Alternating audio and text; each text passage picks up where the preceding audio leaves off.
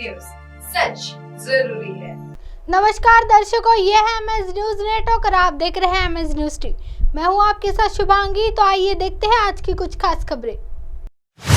नितिन गडकरी ने कहा, राहुल गांधी को जो चाहे बोले, लेकिन 2024 में सरकार तो मोदी के नेतृत्व में ही बनेगी।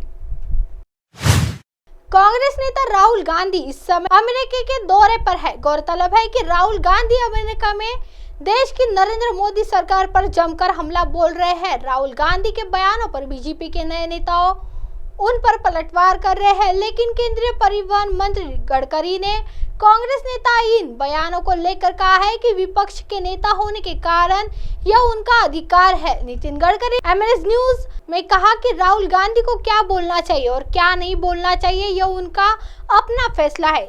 जी हाँ, जहाँ तक हमारी बात है तो जानते हैं, हमें केंद्र की सरकार बनाने के लिए वोट दिया। नरेंद्र मोदी को सरकार चलाते हुए 9 साल हो गए हैं। हमारा 9 साल का लेखा जोखा जनता के सामने है।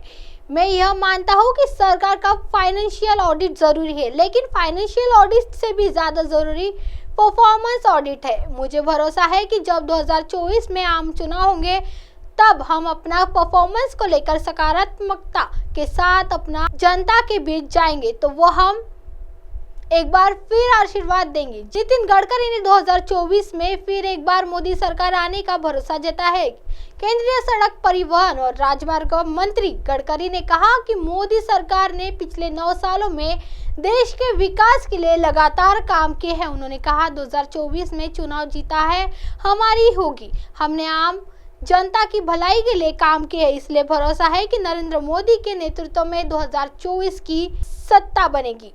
देश के विकास के लिए जनता हमें वोट देगी। आइए बढ़ते हैं अगली खबर की तरफ। मणिपुर में 1 महीने की हिंसा, 98 लोगों की मौत, 310 घायल, जाने क्या है हालात। मणिपुर में चल रही हिंसा को आज करीब 1 माह पूरा हो चुका है। एक रिपोर्ट के अनुसार हिंसा के कारण राज्य में करीब 98 लोग मारे गए हैं, जबकि 310 लोग घायल हैं। हालांकि स्थिति में सुधार होता दिख रहा है। राज्य प्रशासन ने कई जिलों में लगाए गए कर्फ्यू में ढील दी है। जानकारी के मुताबिक मणिपुर में मैती समुदाय के अनुसूचित जनजाति दर्जे की मांग के विरोध में 3 मई को 10 जिलों में संघर्ष हो गया था। तभी से राज्य के कई हिस्सों में घातक हिंसा भड़क गई। राज्य के इस तनाव का मूल कारण आरक्षित वन भूमि से कुकी ग्रामीणों को बेदखल करना था। मैती समाज के लोगों मणिपुर की आबादी का लगभग 53% है। ये लोग लगातार ज्यादातर इम्फाल घाटी में रहते हैं। इसके अलावा नागा और कुकी समाज के लोग आबादी का 40% हिस्सा है और पहाड़ी जिलों में रहते हैं।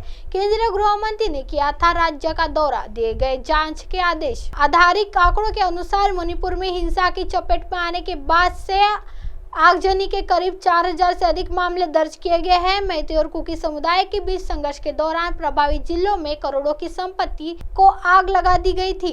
हजारों लोगों को पलायन करके जाना पड़ा था। हाल ही में केंद्रीय गृह मंत्री अमित शाह ने हिंसा प्रभावित राज्य का दौरा किया। शाह ने कहा है कि इस मामले की जांच के लिए हाईकोर्ट से सेवानिवृत्त मुख्य न्यायाधीश की अध्यक्षता में न्यायिक जांच का गठन किया जाएगा। आइए बढ़ते हैं अगली खबर की तरफ। करना है तो करे, नहीं तो मना करे, पायलट गुट की सीएम गहलोत से मांग, एक बात का डर भी जताया।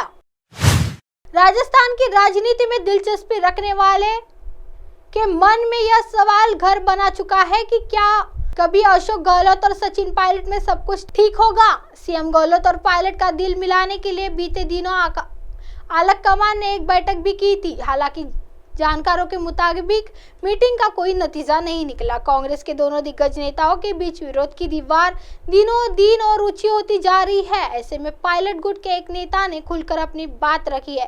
कांग्रेस विधायक ने कहा, यह पायलट साहब का मुद्दा नहीं है, यह युवाओं की मांग है। आइए समझते हैं पूरा मामला।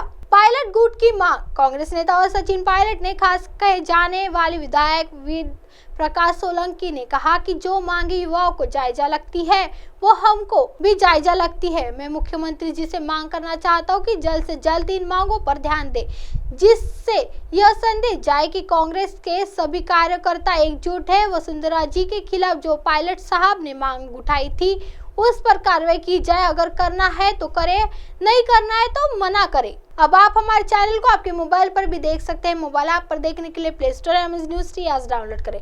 इंस्टा, लिंक, ट्विटर, हाईकुक, फेसबुक और कई सोशल मीडिया के प्लेटफॉर्म पर हमारा चैनल उपलब्ध है। आप इसे यूट्यूब पर भी देख सकते हैं। आप हमारे चैनल को लाइव भी देख सकते हैं www.msnewst.com पर। फिलहाल वक्त तो चला है दर्शकों ब्रेक का। ब्रेक से लौटने के बाद देखिएगा देश और दुनिया की तमाम खबरें। बने रहिए एमएस न्यूज टी पर। नमस्कार।